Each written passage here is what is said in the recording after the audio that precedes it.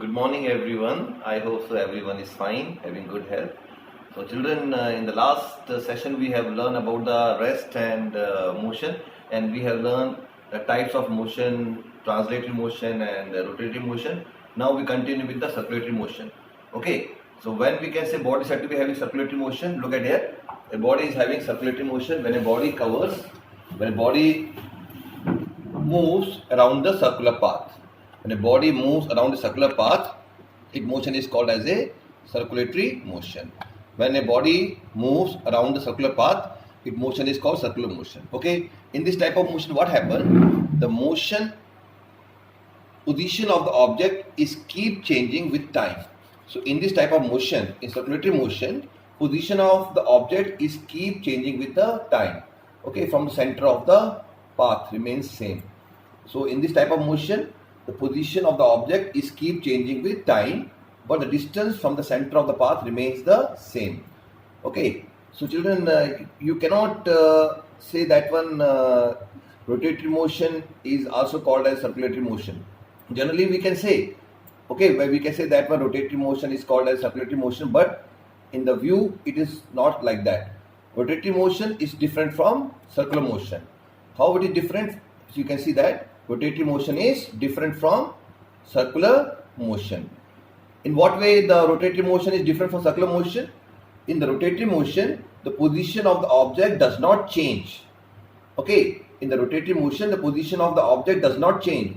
But whereas in the circular motion, the position of the body keeps changing continuously. Okay, the position of the body keeps changes continuously with time. Okay, then we can say, example, when the Ferris wheel rotate, okay, when a Ferris wheel rotates, its car follows the circular path. When a Ferris wheel rotates, its car follows the circular path. So in this way, we can say that rotatory motion is different from the circular motion. Children, we can say that one about the circular motion. An object tied, okay, to a string tied to an object and wheel around the object. So that is also performing a circular motion. Look at here. So look at this, a person, sport boy, what he's doing, he's just tied a certain mass, okay, with a string, and he's wheeling the mass around himself. So when he's wheeling the mass around himself, what happened? The mass, okay, of an object, we can say is performing a circular motion. Here the position of the object is keep on changing. And already we have learned about the Ferris wheel, okay. So what happened the Ferris wheel? The position of this cabin is continuously changing, but the distance from the center remains the same. After learning about the circular motion, let us continue with the periodic motion. What is periodic motion? Any motion that repeats itself after a fixed interval of time, that motion is called as a periodic motion. So any motion that repeated after a fixed interval of time is called as a periodic motion. So children, example, now you can see the motion of the hands of the clock is periodic. The motion of the hand of the clock is periodic. The motion of the hands of the clock is periodic. And second example, you can see the motion of the earth. The motion of the earth, okay, around the sun. The motion of the earth around the sun is also a periodic motion. Okay, you can see that how the earth rotates, okay, how the earth revolves around the sun. And other example, you can see how the earth rotates about its axis. Rotation of the earth about its axis is also a periodic motion. Why it is called periodic motion? Because it is repeating at regular interval of time. Because that motion is a repetitive motion, so which repeat after fixed interval of time. So we can call it as a periodic motion. Oscillatory motion. Okay, oscillatory motion. Oscillatory motion is a motion about its mean position. Oscillatory motion of a body about its mean position is a periodic motion. So example children, motion of a pendulum. The motion of pendulum, you can see that pendulum is, okay, moving to and fro about the mean position. As the pendulum is moving to and fro about the mean position, it is performing a oscillatory motion. And it is repetitive. So children, what is oscillatory motion? The to and fro motion about the mean position, or you can say middle position, is called as a oscillatory motion, and it is repetitive. So children, you can see example, the wire, okay, the string wire of the guitar. When the string wire is flicked here, it vibrates, okay, to and fro about the mean position. Mean position means middle position, or you can say resting position. So here the wire vibrates to and fro about the mean position. So we can say that the string is performing a oscillatory motion. Another example, you can see that one, a tabla, and here in this instrument, what happens when you just strikes the membrane of this tabla here, the membrane vibrates to and fro about the mean position. So membrane of the percussion instrument like tabla or drum, they are also performing a oscillatory motion because they vibrate to and fro about the mean position. Okay. So children, we can say that all they are having the oscillatory motion. After learning about the periodic motion, oscillatory motion and the circular motion, let us learn about the simple pendulum. The simple pendulum related to the periodic motion. So what is simple pendulum here? What do you mean by simple pendulum, children? Okay, let us see about it. You can see a simple pendulum consisting of small, heavy sphere. A simple pendulum consisting of small, heavy sphere. So this small, heavy sphere is called as a bob, which is suspended by a light string. You can see. So the bob is suspended by a light string, which is supported in such a way that it can oscillate freely. What is the diameter of the sphere? The diameter of the sphere is about 1 centimeter or 2 centimeter in diameter. So the diameter of sphere should be 1 centimeter to 2 centimeter. Okay, and then it is tied to a string. So children, the distance between the point of suspension,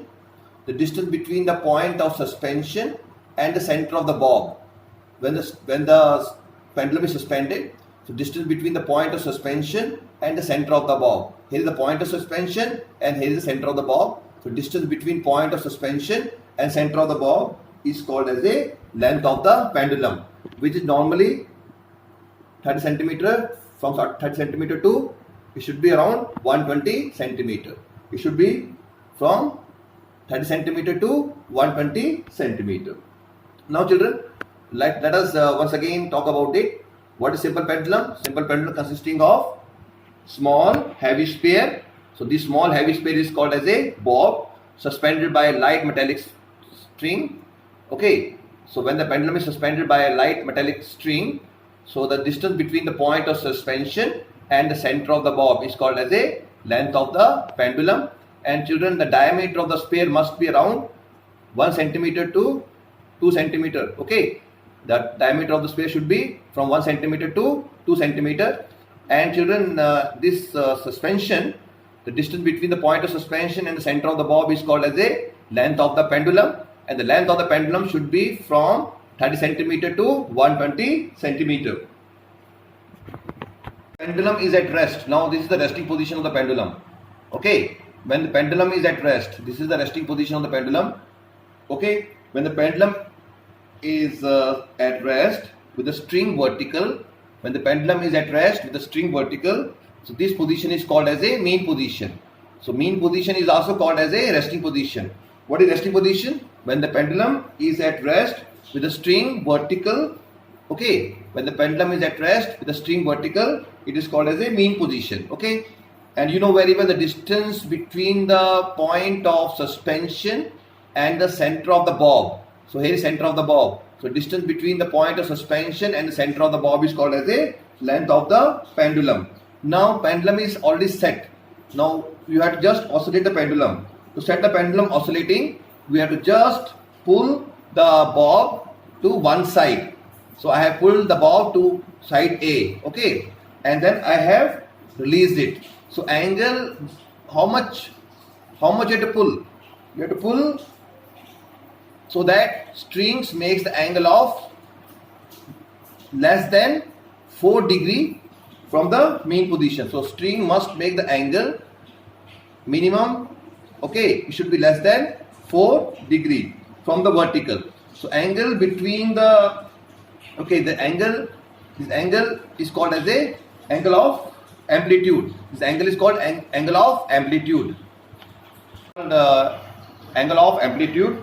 And now children, when the bob is released to one side, when the bob is released, okay, when bob is pulled to one side from point A, and from point A it is released. So what happens? When the bob is released, pendulum oscillates between two extreme positions. Here extreme position is A and second extreme position is C. So there are two extreme positions. One is A, other is C. When the pendulum is released from A, okay, it moves to B. Okay, B is the, we can say, mean position, and from B it goes to C. Okay, and from C again it come back to B and return back and come to the A. So children, in this way we can say one oscillation is completed. So children, when the bob is released, the pendulum oscillates between two extreme positions. So pendulum oscillates between two extreme positions. Two extreme position means C, A and C. Okay, on the either side of the mean position. On the either side of the mean position. So here we can call A and C are the extreme position. So what is one oscillation now? So when the pendulum goes from one extreme position to the another position, extreme position, and then it must come back to again to the initial position. So as A is the initial position because it starts from A, and the pendulum starts from A, it goes from A to C, and again from C it come back to A. So then we can say one oscillation is completed. So we can say that children, when the pendulum completes one oscillation, when the pendulum moves from one extreme position to the other and then come back to the initial position, then we can say it completes one oscillation. And then children, what is time period? Time period is given as time taken by the pendulum to finish one oscillation. So time taken by the pendulum to finish one oscillation is called time period. How can you calculate time period here? Just when you release the pendulum from A, extreme position A, okay, you start the stopwatch. When then pendulums go from one extreme position to the other extreme position, and then when it come back again to the initial position A, then we have to stop the stopwatch. Whatever time is recorded in the stopwatch, after completing one oscillation, we can say it is called as a time period. Children, time period is what? Time period is defined as the time taken by the pendulum to complete one oscillation is called time period, and we can represent the time period with a capital T. And then children, what are the factors, what are the laws of simple pendulum? The laws of simple pendulum is that the time period of simple pendulum, okay, it increases when the length of the pendulum increases. So time period of simple pendulum depend on the length of the pendulum. The time period of simple pendulum depend upon the length of the pendulum. If the length increases, the time period also increases. Second law states that the time period does not depend upon the amplitude. It does not depend upon the amplitude as long as amplitude is small. So time period of simple pendulum does not depend upon the amplitude as long as amplitude is small. Third law, the time period does not depend upon the mass of the bob. The time period does not depend upon the mass of the bob. So children, important laws. So time period of simple pendulum, it depend upon the length, because when the time period of simple pendulum depend upon the length of the pendulum, because when the length increases, the time period also increases. Second law states that the time period of simple pendulum does not depend upon the amplitude. It is independent of amplitude. Okay. And third one, but condition is that the amplitude should be small. Third law states that time period does not depend upon the mass of the bob. It does not depend upon the mass of the bob. Learning about the laws of simple pendulum, let us now next we learn about the time period. How to calculate the time period of simple pendulum. How to calculate time period of simple pendulum. So you have to set the pendulum of length between any length between 30 centimeter to 120 centimeter. Okay, and then at the bottom, children, to know the mean position, just you mark vertically with a piece of chalk on the table to know the mean position. After that one, children, just you draw the pendulum few centimeter okay, to one side A. Okay, from A you have to release the pendulum. When you release the pendulum, when pendulum goes from A to B, okay, you start the stopwatch. You start the stopwatch when pendulum goes from B to C, okay, and again come back to B. Again from B it goes to A, and then from A it comes to C. Then we can say one oscillation is completed. And then when pendulum goes from B to C, C to B, B to A, and again come back to B, then second oscillation is completed. Like this you have to count 20 oscillation. Like this you have to count 20 oscillation. After counting 20 oscillation, stop the stopwatch. Stop the stopwatch. So whatever time is recorded in the stopwatch, okay, that is called as the time. If you divide the time by 20, we divide the time by 20. Why 20? Because you counted for 20 oscillations, right? So time recorded for 20 oscillation. If you divide the time by 20, you can get the time period. You can get the time period. If you divide the time recorded for 20 oscillation by 20, you can get the time period.